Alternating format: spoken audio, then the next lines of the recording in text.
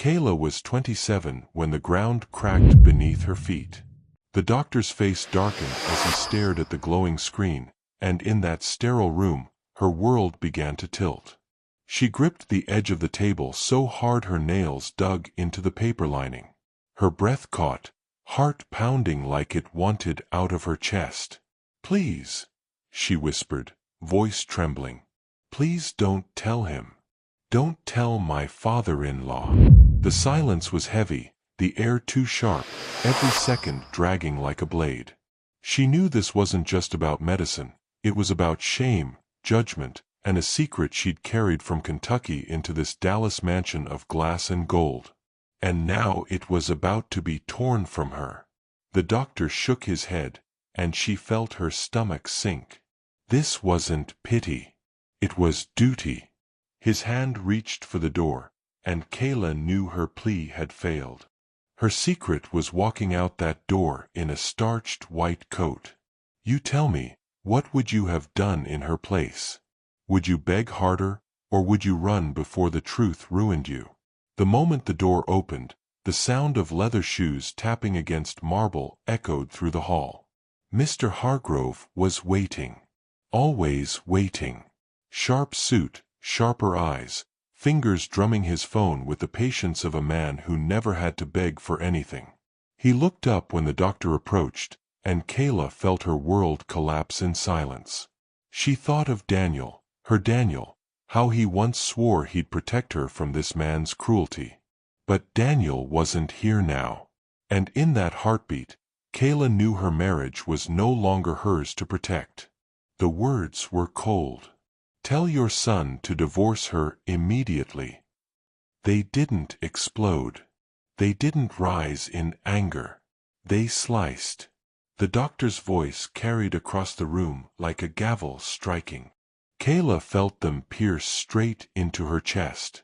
Her father-in-law's lips curved into something almost like satisfaction. Not shock. Not pain. Satisfaction. Like he'd been waiting for this. The room tilted, and Kayla's breath hitched. She wanted to shout, to deny, to explain, but nothing came. Not a sound. The only noise was the steady click of Mr. Hargrove's cufflinks as he adjusted them, as though his son's marriage, her life, her child, were just another deal to manage. And she knew then, he would not stop until she was erased. What would you have done? Would you scream the truth in that waiting room, or would you swallow it, knowing no one there would believe you anyway? Kayla pressed her hand against her stomach, the fragile swell beneath her blouse. For a moment, she thought of running back to Kentucky, of hiding in the shadows where no one judged her. But there was no going back now. Dallas had swallowed her whole, and Mr. Hargrove was already sealing the walls around her. When his eyes locked with hers, she felt the verdict. He didn't need a judge. He was the judge. It hadn't always been like this. She remembered the first time she saw Daniel on the university lawn, sunlight catching his hair, his laugh breaking through the heavy Texas heat. He was the son of a man she hadn't met yet, but even then, she felt the shadow at the edges. Daniel had looked at her like she mattered, like her small-town roots weren't a stain but a story. Back then, she was just Kayla from Kentucky. She worked nights at the campus diner, sent half her paycheck home, and wore shoes with thin soles that blistered her feet. But Daniel sat across from her in that cracked vinyl booth, eating fries out of her basket like he didn't see the difference. She should have noticed the signs, the way he stiffened when his father's name came up, the way he changed the subject when she talked about home. But love made her blind, and his touch made her certain she'd finally found safety. For a while, she believed marrying into the Hargrove family was stepping into forever. A mansion with marble floors, doors that closed against storms, a husband who kissed her forehead every night. She thought the walls meant protection. She didn't see they were cages. Now, sitting in that sterile room with her heart unraveling, she asked herself the question that burned. When Daniel was forced to choose, her or his father, what would he do? The confrontation was sharp and brutal. Mr. Hargrove leaned back in his chair, voice smooth as polished steel. "She's hiding things. She always has.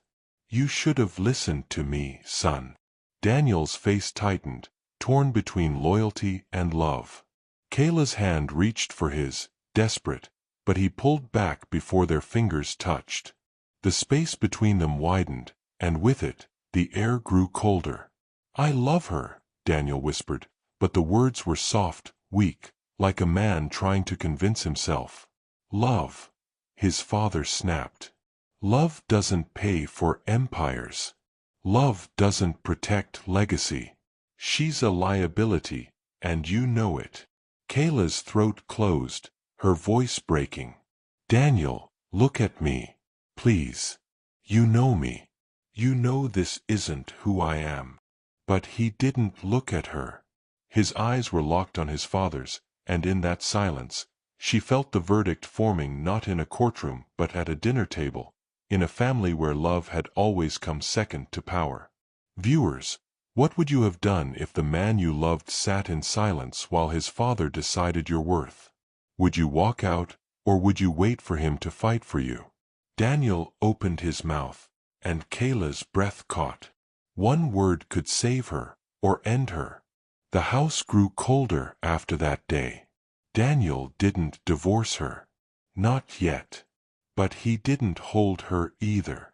Nights passed with him on the far edge of the bed, his back turned, his breathing heavy with everything unsaid. Servants whispered. Relatives smirked.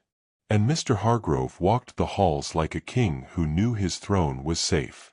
Kayla's world shrank into silence. Even the baby growing inside her felt like a secret turned against her, a fragile piece of hope in a house built on control. She wandered the grand hallways, fingers brushing the cold walls, wondering how something so beautiful could feel like a prison.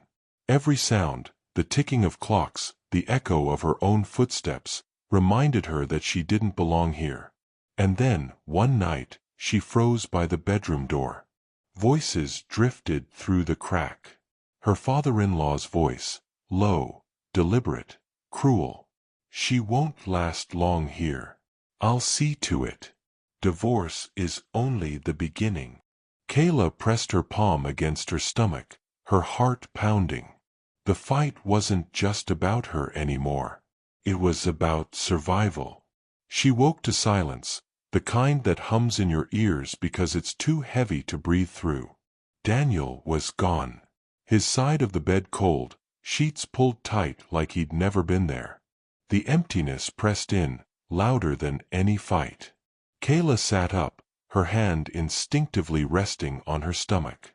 The child inside her was the only warmth left in that house.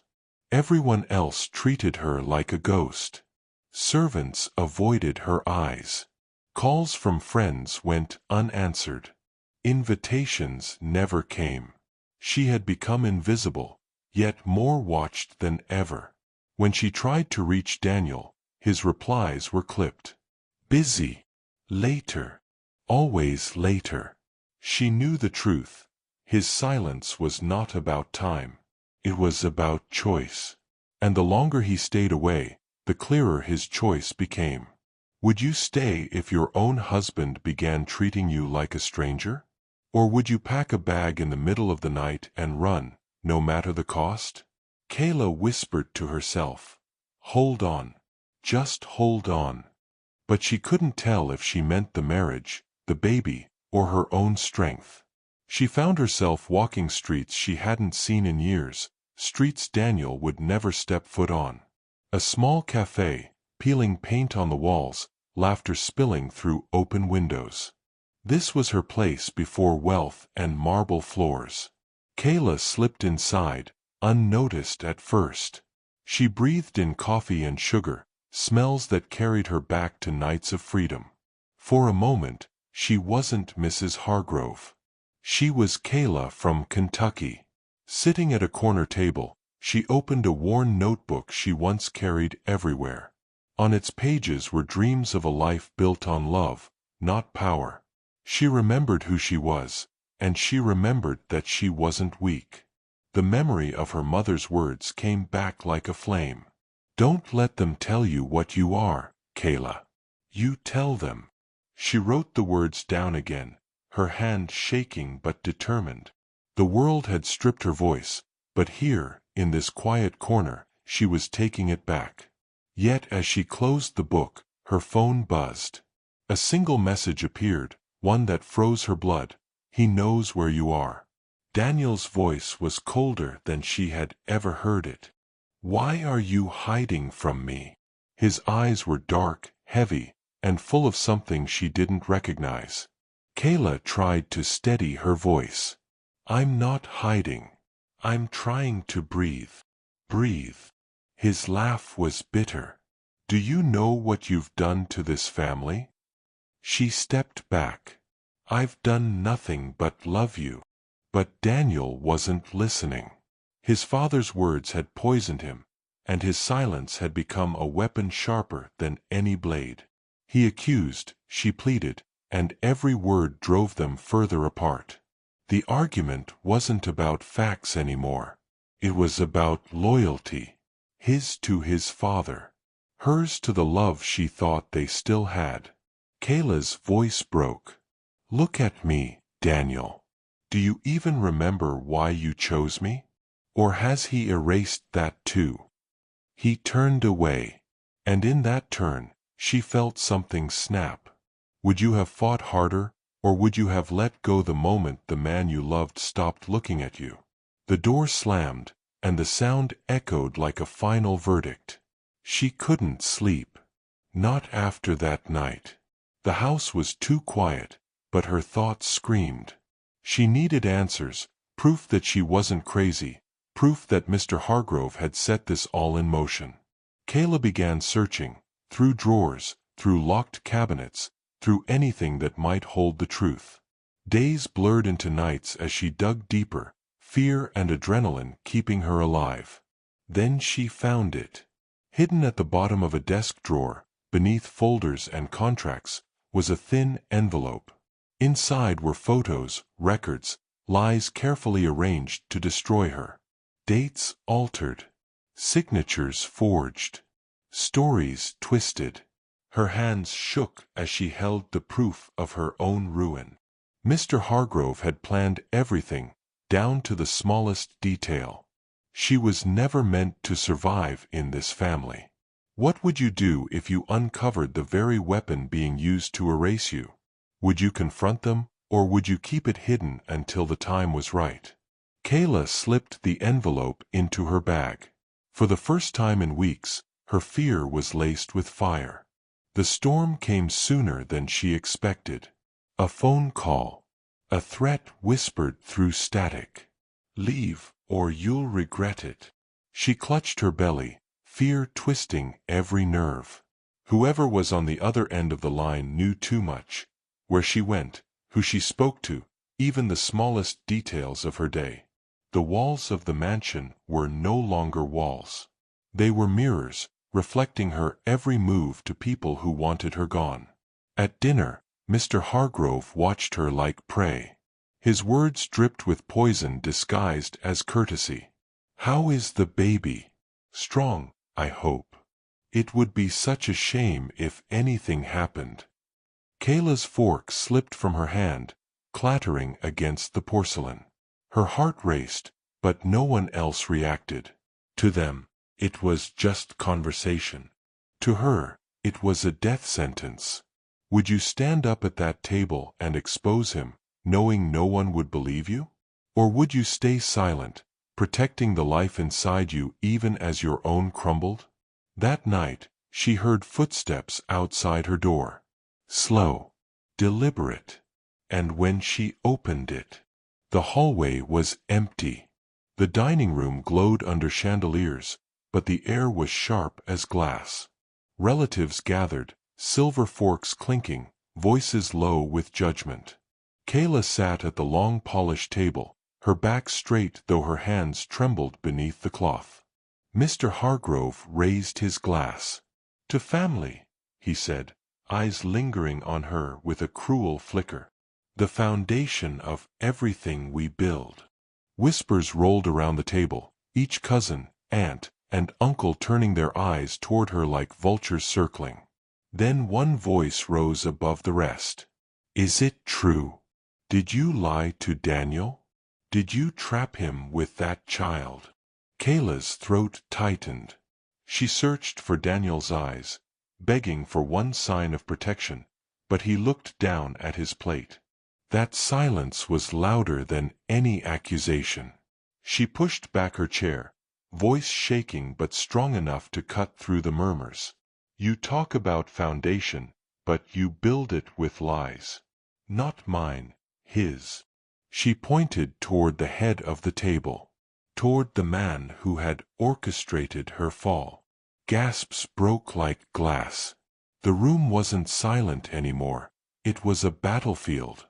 Would you have stayed seated, swallowing the shame, or would you have stood, risking everything to expose the truth in front of the people who wanted you gone? Kayla stood. And in that moment, she wasn't invisible anymore. The next morning, the storm burst wide open. Headlines spread across Dallas. Her name, their family, scandal painted in black ink. Someone had leaked documents, photos, and stories, all twisted to frame her as a fraud.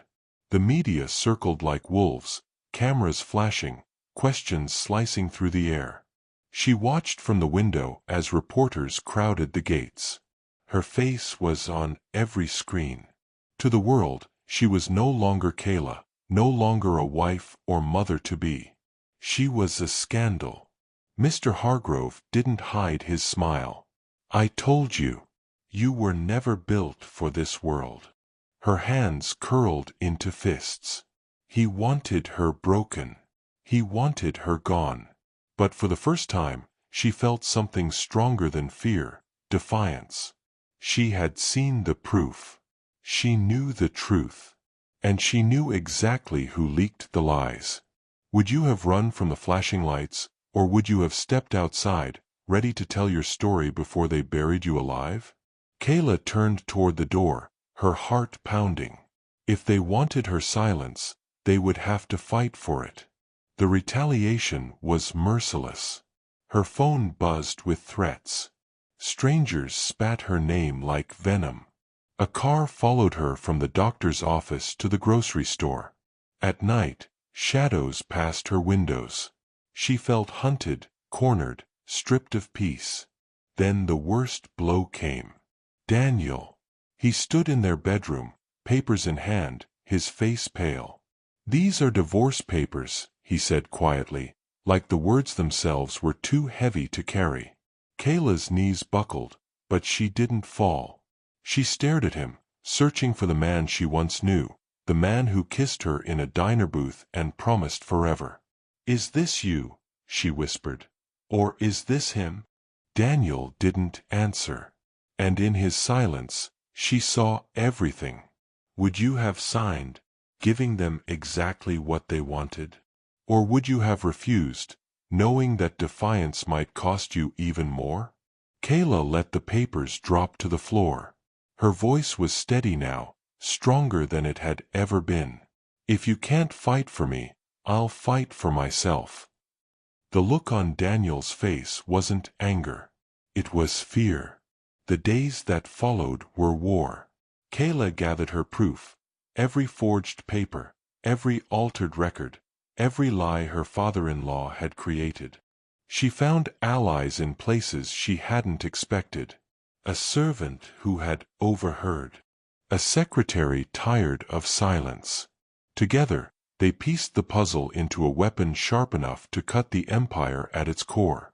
When the moment came, she faced Mr. Hargrove not in shadows, but in daylight. In front of reporters, in front of lawyers, in front of the world. You tried to erase me, she said, her voice carrying over the crowd. But you can't erase the truth. Gasps. Flashes. The mighty man's face tightened, cracks spreading through his calm facade. Daniel stood off to the side, eyes wide, as if seeing her for the first time. The truth was no longer buried. It was alive, burning, unstoppable. What would you have felt in that moment? Fear that he would strike back harder, or power that his walls were finally breaking? Kayla felt both. And she knew this wasn't the end. It was the beginning of his fall. The courtroom was silent as the final words echoed. The empire had cracked. Lies exposed, allies turned, deals undone.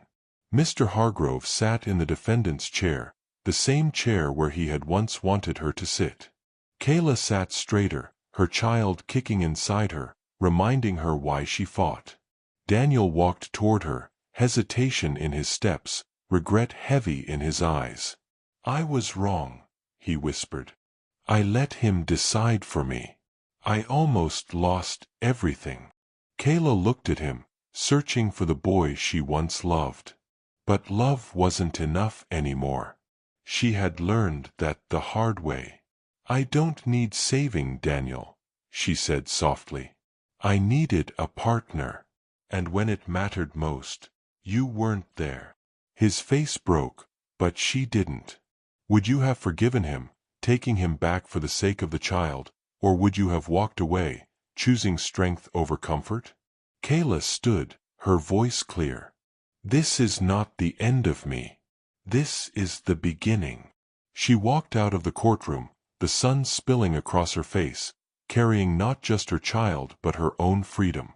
And for the first time, the mansion behind her wasn't a prison. It was just a house she would never return to.